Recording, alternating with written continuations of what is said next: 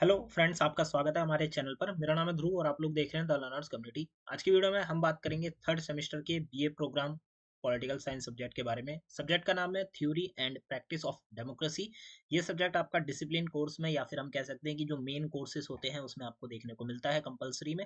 ये आपका unique paper code है। आज की वीडियो में हम इस सब्जेक्ट के प्रीवियस ईयर का ये हमारे पास एक क्वेश्चन पेपर है, इसको कवर करेंगे और देखेंगे कि किस टाइप के क्वेश्चन आपको देखने को मिलेंगे। क्वेश्चन के टाइप और इंपॉर्टेंट क्वेश्चन भी है, वो भी हम इस वीडियो में कवर अप करेंगे। इंपॉर्टेंट वीडियो होने वाली है, एक वीडियो के आधार पर आपको आइडिया लग जाएगा क्वेश्चन किस टाइप के आते हैं। तो वीडियो को आप लोग कंप्लीट देखिए, कहीं भी स्किप मत करिए। चलिए वीडियो को शुरू करते हैं। और अगर अभी तक आपने हमारा चैनल सब्सक्राइब नहीं किया तो चैनल को सब्सक्राइब करिए। आप लोग नए हैं तो जरूर सब्सक्राइब करके जाइए अपकमिंग वीडियोस के लिए।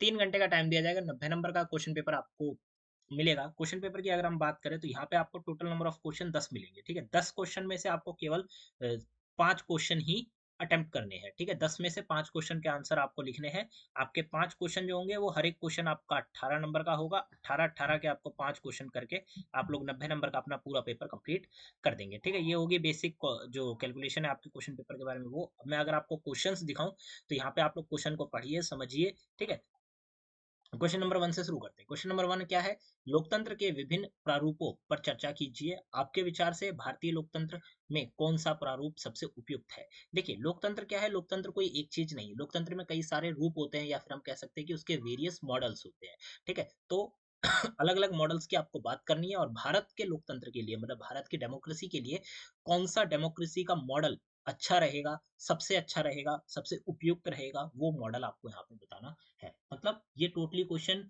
आपके ऊपर बेस करता है कि आप मॉडल्स के बारे में कितना जानते हैं और कितना आप लोग एक्सप्लेन करके बता सकते हैं। ठीक है, तो अलग अलग जो प्रारूप है वो आपको पढ़ के जाने होंगे और उसके बाद भारत के लोकतंत्र के लिए कौन सा प्रारूप सबसे बेहतर है, ठीक है, वो भी आपको बताना होगा। तो इस टाइप का क्वेश्चन आपको देखने को मिल सकता है। प्रारूप वाला जो क्वेश्चन है ना, ये क्वेश्चन आ सकता है, रिपीटेड भी है। ठीक है, आप कह सकते हैं कि ये क्वेश्चन इंपॉर्टेंट है क्योंकि प्रारूप से रिलेटेड क्वेश्चन आपका बनेगा ही बनेगा। क्वेश्चन नंबर 2 की अगर हम लोग बात करें यहाँ पे, तो लोकतंत्र पर मैकफनस के विचार का आलोचनात्मक परीक्षण कीजिए।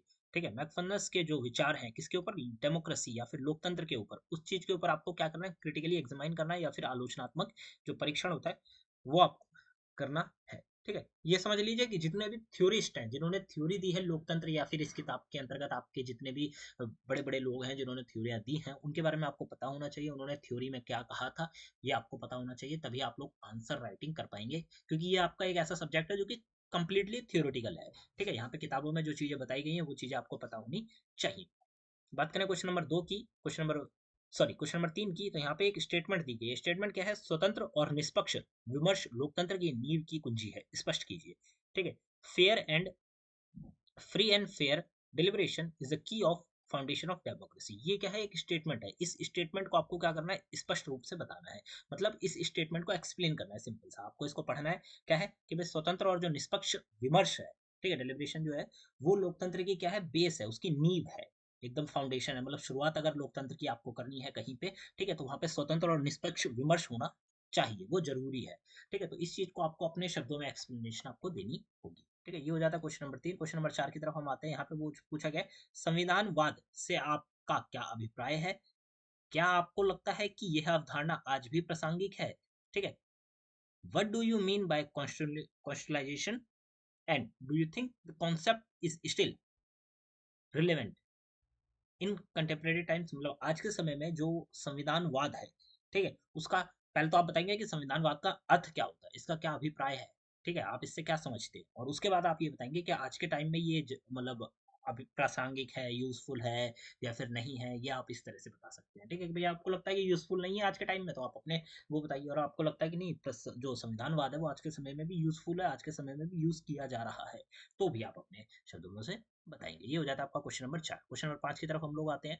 यहाँ पे आपका क्वेश्चन नंबर 5 है, जिसमें आपसे पूछा गया है कि भारत में राष्ट्रीय राजनीति में भारत में राष्ट्रीय राजनीति में क्षेत्रीय दलों की बढ़ती भूमिका का आलोचनात्मक मूल्यांकन कीजिए। भारत की जो राष्ट्रीय राजनीति है, ठीक है, उसमें क्या हो रहा है भाई? क्षेत्र के जो दल है ना, उनकी संख्या बढ़ती जा रही है। आजकल लोग जो है, ग्रुप ऑफ पीपल क्या बना ले रहे हैं? अपनी पार्टीज बना ले रहे हैं, ठीक है, दल बना ले रहे हैं।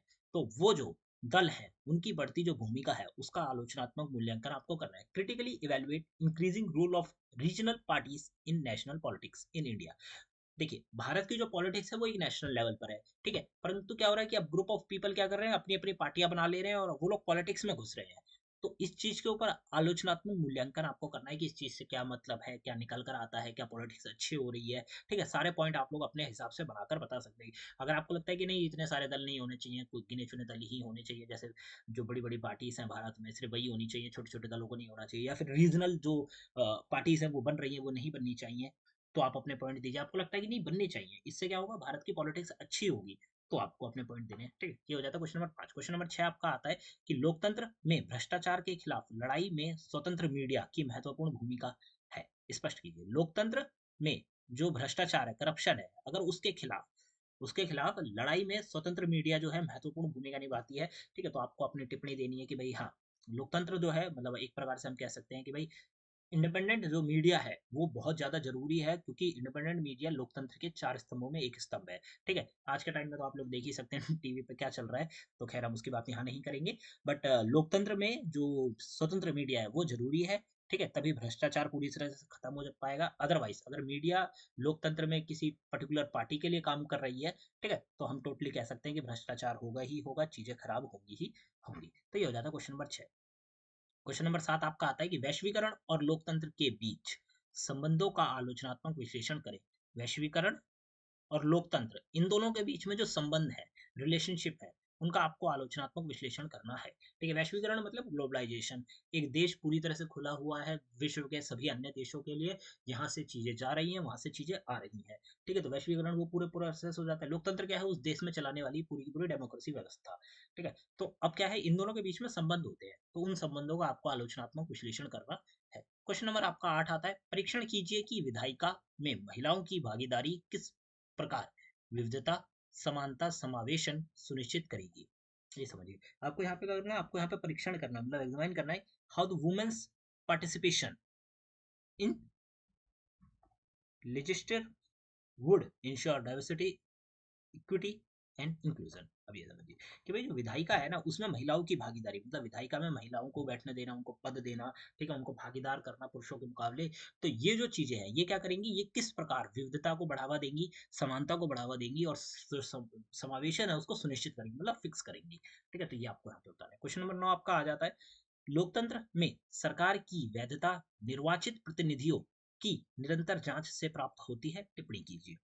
लोकतंत्र जो है उसमें जो गवर्नमेंट चल रही है उसकी वैधता, मतलब कि हम ये कह सकते हैं कि भाई जो गवर्नमेंट है वो वैध है, सही प्रकार से काम कर रही है, तो वो क्या है, वैधता निर्वाचित प्रतिनिधियों की निरंतर जांच से प्राप्त होती है कि भाई जो प्रतिनिधि चुनकर गए हैं, ठीक है, उनकी जांच होनी चाहिए निरंतर, समय के साथ साथ एक फिक्स टाइम पे जांच होती रहनी चाहिए, जिससे क्या होगा कि हमें रहेगा कि भाई हमारी जो सरकार काम कर रही है वो सही प्रकार से काम कर रही है। उदाहरण के तौर पर अगर मैं आपको बता दूं, नॉर्मल सी बात है कि देखिए एक सरकार बनी 5 साल, भारत का उदाहरण लेते हैं, 5 साल के लिए सरकार बनी, कोई आपका यहाँ से कोई नेता चुन के गया है, ठीक है, वो सारे के सारे जो विधायक है वो विधानसभा में बैठते हैं, अब मतलब संसद में बैठते हैं, ठीक है, जिन्हें भी विधायक है वो सारे। अब यहाँ पे बात यह है कि अगर उसमें कई सारे लोगों की जांच नहीं होती है, तो अगर वो करप्ट है, ठीक है, करप्ट है, उनकी जांच नहीं हुई, तो वो पूरे 5 साल का जो टाइम पीरियड है पूरा कर लेंगे, ठीक है, और उनका करप्शन का पता नहीं चलेगा क्योंकि जांच नहीं हुई थी। तो निरंतर जांच होने से हमारे जो प्रतिनिधि जो हम लोगों ने चुने हैं वो प्रतिनिधि क्या होंगे, हमें पता चलेंगे कि वो वैध है, वो सही प्रकार से काम कर रहे हैं, ठीक है, वो क्या है, ठीक है। अदरवाइज अगर हम उनकी जांच करते हैं वो पता चलता है कि भाई प्रतिनिधि खराब है, तो नेक्स्ट टाइम में हम लोग क्या करेंगे, उन्हें नहीं चुनेंगे। बट अगर हमें पता ही नहीं चलता उनकी जांच के बाद, मतलब जांच नहीं होती है, हमें पता नहीं चलता कि वो किस प्रकार से कार्य कर रहे हैं या फिर करप्शन कर रहे हैं, तो यहाँ पे दिक्कत है। इसीलिए लोकतंत्र में जो सरकार है उसकी वैधता इस बात से पता चलती है कि भाई जो निर्वाचित प्रतिनिधि है उनकी जांच हो रही है निरंतर या नहीं, और जांच के रिपोर्ट जो रिजल्ट आते हैं उनसे, ठीक है। क्वेश्चन नंबर 9 आपका हो जाता है। क्वेश्चन नंबर 10 लास्ट क्वेश्चन की तरफ हम लोग चलते हैं।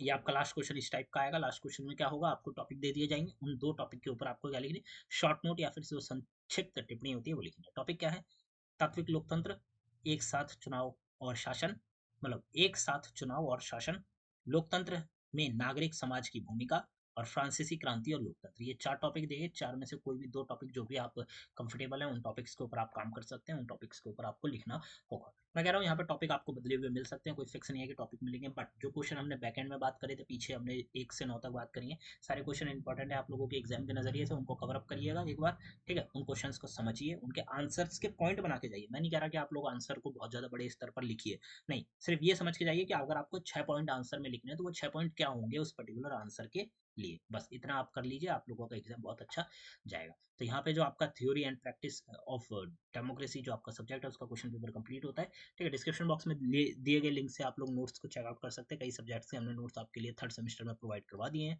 तो जाइए चेक करिए नोट्स को, इस नोट से स्टडी करिए, आप लोगों का एग्जाम अच्छा जाए। मिलते हैं अगली वीडियो में, thanks for visiting on my channel.